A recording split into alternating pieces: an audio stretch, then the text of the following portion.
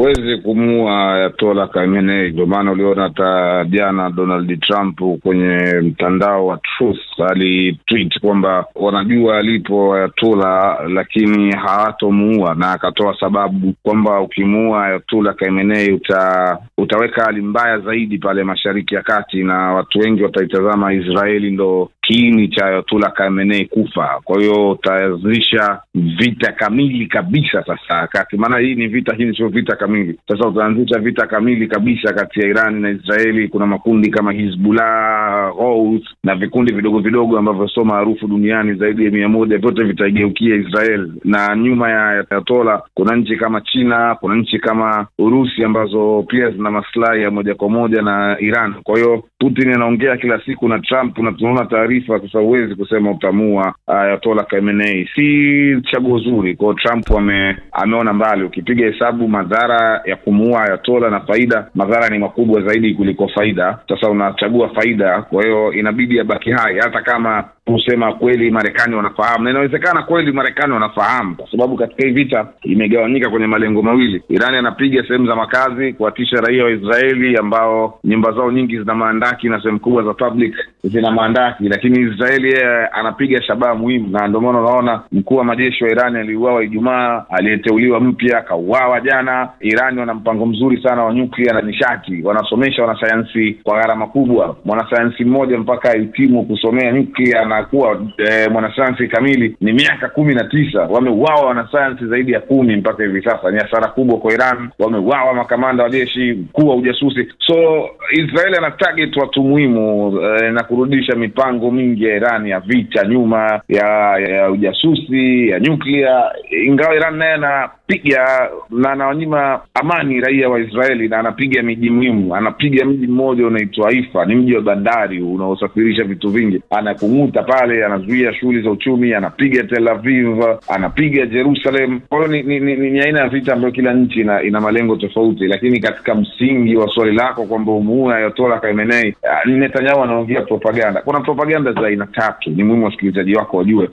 Kuna propaganda ya kijivu inaitwa grey propaganda, alafu kuna white propaganda, alafu kuna nyingine ambayo tunaita black propaganda. Sasa anachokifanya Netanyahu, anacheza na kitu ambacho kinaitwa grey propaganda. Grey propaganda ni mchanganyiko wa black propaganda na white propaganda. Ukichanganya rangi nyeusi na nyeupe unapata rangi ya kijivu, ndio maana tunaita ni grey propaganda. Sasa kwa wale ambao wamesomea propaganda watakuwa wananielewa, kwa sababu grey propaganda maana yake ni propaganda yenye ukweli uliochanganyika na uongo. White propaganda ni propaganda yenye ukweli 100%, na black propaganda ni propaganda yenye uongo kwa 100%. Alichofanya Netanyahu hapo ni grey propaganda, propaganda yenye ukweli na uongo. Ukweli ni kwamba ni kweli Marekani anajua jamaa alipo. Uongo ni kwamba hawawezi kumuua Khamenei kwa sasa. Lengo lake ni kuatisha Iran na kuionyesha dunia kwamba Israel bado wana nguvu kubwa za kijeshi na mustakabali wa Iran wameushikilia wao. Kelvin, haya yanakuja wakati huu ambapo rais wa Marekani Donald Trump akitaka utawala wa Kiislamu wa Iran ujisalimishe, na mapema kiongozi mwadhamu Ali Khamenei amesema hilo haliwezi kufanyika, na ametishia zaidi kuangamiza utawala wa Kizayuni wa Israeli, akisema kamwe hatohusamehe utawala huo wa waziri mkuu Benjamin Netanyahu. Hii ni kusema kwamba vita sasa inaanza kuwa kubwa zaidi kutoka operation ambazo nchi zote mbili imekuwa ikitekeleza, yule akitekeleza Rise Lion na yule akitekeleza operation ya Ahadi ya Kweli. Vita hii ni kuwa kubwa.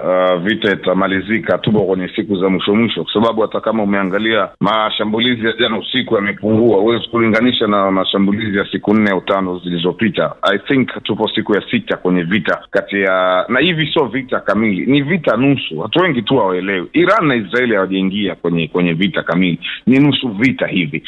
Sasa vitamalizika, na si Netanyahu atakayeondoka madarakani kama waziri mkuu wa Israel, na si Ayatollah Khamenei atakayeondoka ama kuuawa kama kiongozi mkuu mwenye ushawishi zaidi wa kidini pale Iran. Maana yangu nayosema ni kwamba ingekuwa Biden ni rais wa Marekani, hayo unayosema yangewezekana basi, kwa sababu uhusiano kati ya Biden na Urusi ulikuwa mbovu. Lakini Trump na Putin wana mahusiano mazuri, wanazungumza watu hawa.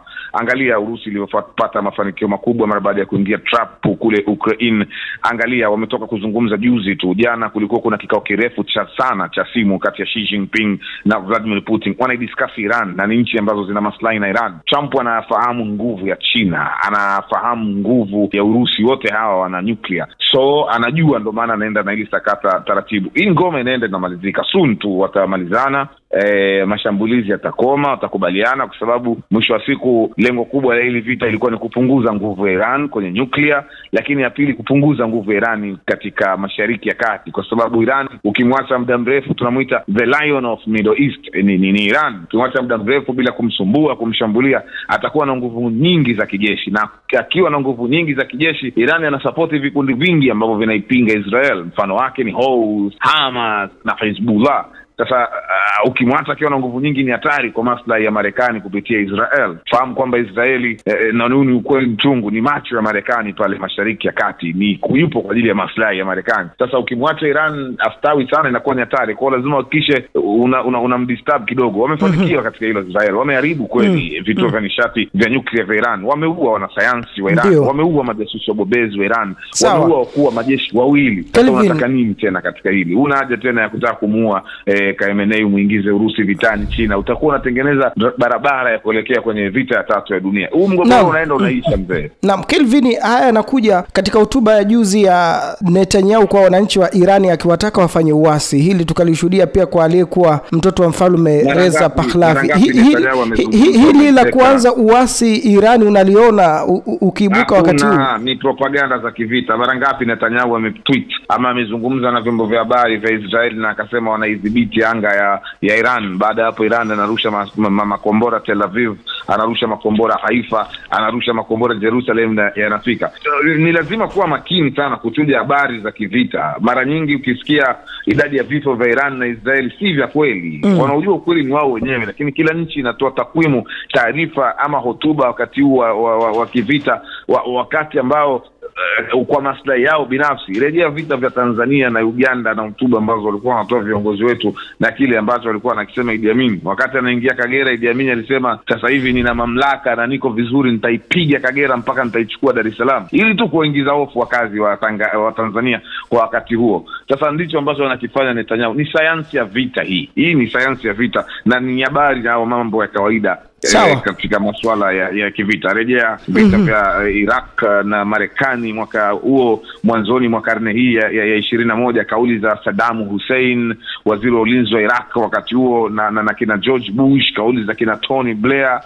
Ni mambo ya kawaida haya. Huyo Trump mwenyewe alisema akiingia madarakani atamaliza mgogoro wa vita vya Ukraine na Urusi kwa saa 24. Badala yake yuko madarakani mwezi takriban wa 6 huu na vita bado vinaendelea kurindima. Kwa ni kauli tu, lakini vita ina sayansi nyingine. Vita ni tofauti kabisa na siasa. Ingawa siasa inaweza ikasababisha vita, lakini kumaliza vita uhitaji siasa. Vita ni reality. Sawa, Kelvin, haya yanakuja wakati huu ambapo wengi wamekuwa wakiamini uwezo wa kijeshi mkubwa wa Israeli, ikiwa ni pamoja na mifumo yake ya ulinzi wa anga Iron Dome. Lakini sasa makombora ya Teherani yamekuwa yakishuka vikali katika miji mbalimbali ya Israel. Hii ni kuonyesha kwamba mfumo wa ulinzi wa anga wa Israel pamoja na thadi ile ya Marekani iko pale, imepigwa upatu tu, lakini uwezo wake ni hafifu kwa makombora ya Teherani. Uwezo wa kijeshi wa Israeli unategemea taarifa za Marekani za kijasusi. Ndio maana unaona Israeli anatungua sana watu wengi wa Irani ambao ni muhimu. Nikuambia hapo, mifumo ya ulinzi imefeli. Ndio maana unaona Tel Aviv inawaka moto, Haifa inateketea, na baadhi ya sehemu Jerusalem. Israeli hawana jeshi kubwa kuliko Irani mzee. Jeshi la Iran ni mara 3 karibu ya jeshi la Israeli. Ile Israeli anasaidiwa na vitu viwili vikubwa. Anasaidiwa na kupewa taarifa za kijasusi na Marekani kupitia satellite na usaliti wa nchi ambazo Iran wanazungukwa nazo, akina Saudi Arabia, akina Jordan, UAE, Iraq, Syria, wote ni ngome za wakina Qatar, hawa wote ni watu wa magharibi. Kambi kubwa ya Marekani katika Mashariki ya Kati haipo Israeli, ipo Qatar. Jordan ni nchi ya Kiarabu lakini inategemea Israeli kiulinzi. Saudi Arabia wana maslahi makubwa sana na Marekani, kama ilivyo UAE, United Arabian Emirates. Watu wanaifahamu sana kama Dubai, ambayo imejengwa na Myahudi ambaye ni Israeli. Sasa anatumia ujasusi, anatumia teknolojia, analizidi maarifa jeshi la Iran kwa mambo mawili. Lakini ukija katika wingi, kwamba ukubwa, Iran wako wengi shaka, lakini vita ya safari hii ama ya dunia hii hauhitaji uwe na wingi wa wanajeshi ili umpige zungu.